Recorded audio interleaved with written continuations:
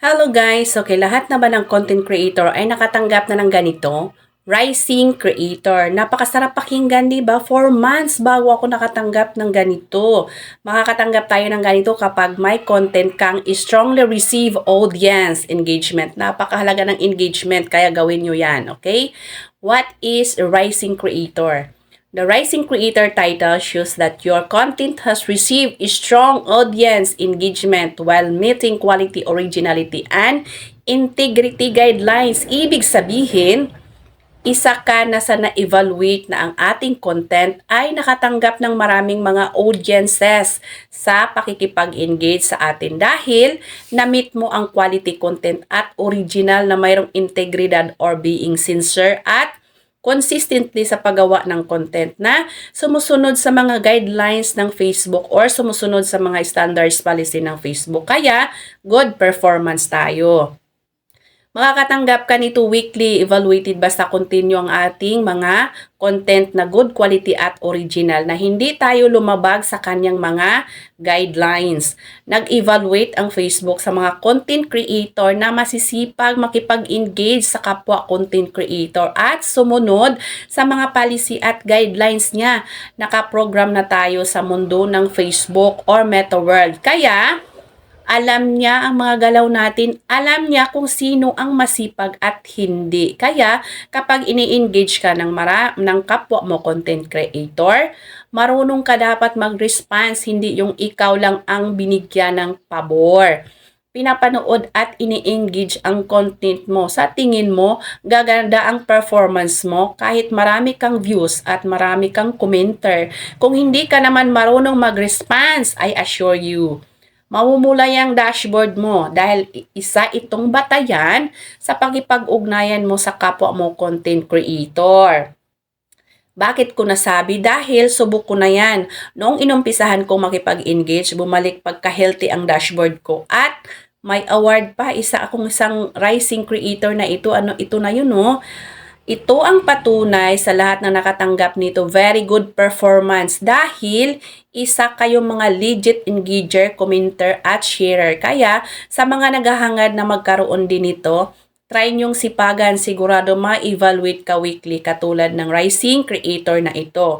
Ma-appreciate na Meta ang inyong effort araw-araw, di ba? The title now displayed on your profile with your self-selected category and in creator recommendation units which may help grow your audience. Check nyo yan sa inyong mga profile sa pinipili nyong category. Naka-display na siya ngayon bilang isang rising creator at recommendable ang inyong profile na makakatulong sa paglago ng inyong audience. Click mo yan, view on profile. Makikita mo siya directly sa baba ng ating profile. The title awarded for 1 week at time is re-evaluate weekly and when it lost can be earned gain in the following weeks. Hindi po yan magtatagal sa ating mga profile kasi every week ka nito mabibigyan kapag mayroon ka ulit content na malakas, makahatak sa mga audience at maraming mag-engage sa'yo weekly ang inyong evaluation for rising creator. If mawawala siya this week, next following week, babalik siya ulit. Basta, gawa lang tayo ng mga quality content, engaging at original na ikaw ang author. Changing your profile category may void current rising creator title causing its removal. Okay, huwag niyong baguhin ang inyong napiling category dahil kapag binago nyo yan, ay matatanggal yan dyan sa inyong profile. Di mo na yun makikita. Okay? Pagkatapos yung makatanggap nito guys, nakalagay dyan sa baba, celebrate this amazing milestone with your fans. Huwag niyong kalimutang magpasalamat sa inyong mga fans, 'di ba? Nakita niyo 'yan sa baba, 'di ba? Huwag niyong kalimutan magpasalamat, 'di ba? Pindutin niyo lang yang create post, mag-message ka. Kayo nang bahala magpasalamat. Say thank you. Then, may nakalagay dyan sa taas na your celebrated husband posted. Tapos ka na nakapag-post doon, nagpasalamat.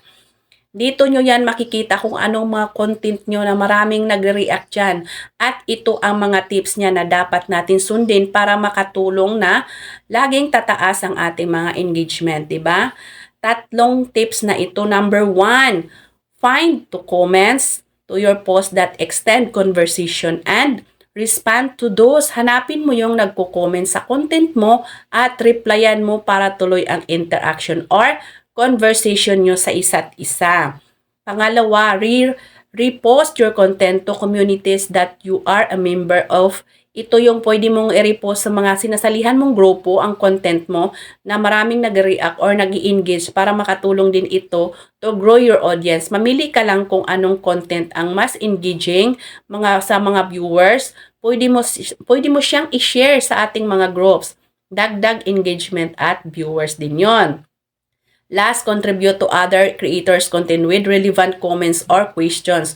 Pwede kang magbahagi ng magandang komento or magtanong related dyan sa content na pinapanood mo to start conversation, di ba? Dagdag engagement yun, kaya sundin at paniwalaan ang mga tips na ito dahil ito ang magbibigay sa atin para maka-reach tayo ng mga bagong followers at audiences or viewers. Lahat tayo ay magkakaroon ng ganito every week, basta sipagan lang, okay? So I hope it helps. See you next video, guys. Follow for more.